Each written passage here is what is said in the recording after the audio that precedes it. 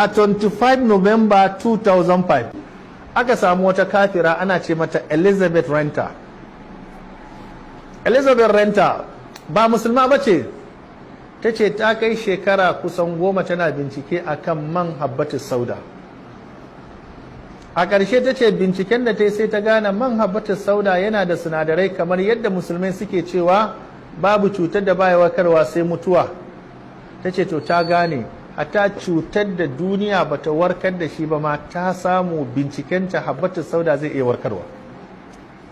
Elizabeth Renter ta ce ta samu man habbatus sauda cokali ɗaya da safe, babban cokali ɗaya da yamma, wai ta yi amfani da cokali ɗaya, babban cokali shine mil 10, sai marar lafiyan ya sha, da yamma ma sai ya sha.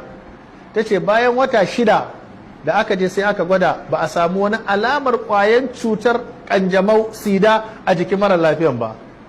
Ta ce bayan ya sha na wata 6 ya sake tafiya garinsu, after 2 years therapy, bayan shekara 2 da sha, the HIV virus has gone, ƙwayar cutar an samu ta rabu da jikinsa.